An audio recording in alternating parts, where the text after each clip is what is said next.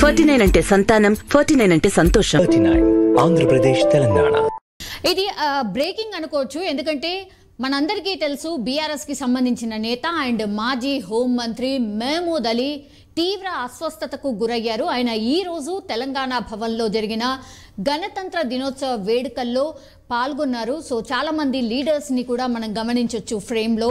So ఒక్కసారిగా ఏం జరిగిందో ఏంటో తెలియదు, కానీ మాజీ హోంమంత్రి మహమూద్ అలీ కుప్పకూలి పడిపోయే లోపలే అక్కడ ఉన్నటువంటి చాలా మంది లీడర్స్ కావచ్చు అండ్ కేటీఆర్ కూడా అక్కడే గణతంత్ర వేడుకల్లో పాల్గొంటున్నారు. ఒక్కసారిగా ఆయన కింద పడిపోయే టైంలోనే చాలామంది కార్యకర్తలు ఆయనను పట్టుకున్నారు. వెంటనే పక్కకు తీసుకువెళ్లే ప్రయత్నం జరుగుతోంది అండ్ దాని తర్వాత వాటర్ తెండి ప్రాథమిక చికిత్స అందించండి అని చాలామంది లీడర్స్ అందరూ కూడా ఆయనను పక్కకు తీసుకెళ్ళి కూర్చోబెట్టి అసలు ఏం జరిగింది ఏంటి అని తెలుసుకునే ప్రయత్నం చేస్తున్నారు. సో ఒక్కసారిగా ఈ విజువల్ చూడగానే ఒక్కసారిగా ఇట్లాంటి ఇన్సిడెంట్ జరగగానే ఒక రకంగా బీఆర్ఎస్కి సంబంధించిన వేడుకల్లో పాల్గొన్న వాళ్ళందరూ కూడా షాక్కి గురయ్యారు. వెంటనే రెస్పాండ్ అయ్యారు.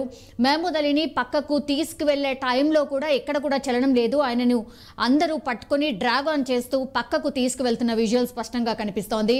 అయితే దాని తర్వాత కింద పడిపోయిన తర్వాత ఇతర నేతలైతే మహమూద్ అలీని పైకి లేపే ప్రయత్నం కూడా జరుగుతోంది. ఆ విజువల్ కూడా మనం స్పష్టంగా చూడొచ్చు. సో వెంటనే అయితే ప్రాథమిక చికిత్స అందించి తనని ఇంటికి తరలించే ప్రయత్నం కూడా జరిగింది అండ్ ఆ తర్వాత ఆయనను చికిత్స నిమిత్తం మరి హాస్పిటల్కి తీసుకువెళ్లారా, ఏం జరిగింది ఏంటి అనేది మనకి ఇప్పటివరకు అయితే ఇన్ఫర్మేషన్ రాలేదు.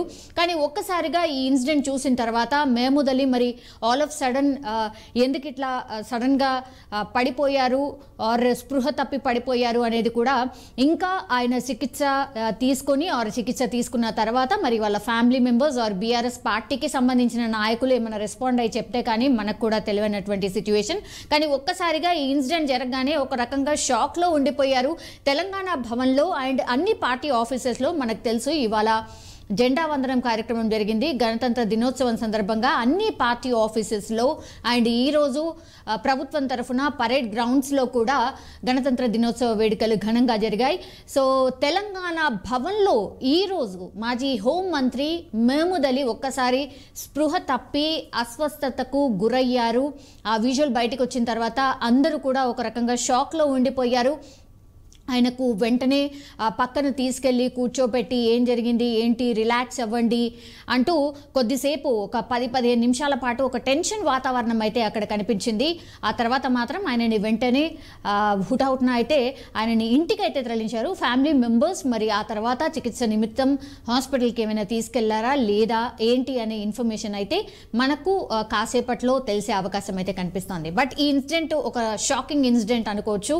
ఈ వీడియో అండ్ ఈ విజువల్ అయితే ప్రస్తుతం వైరల్ గా మారినటువంటి సిచ్యువేషన్. బట్ మహమూద్ అలీ గారు తొందరగా కోలుకోవాలి అనేసి మనం కూడా ఆశిద్దాం.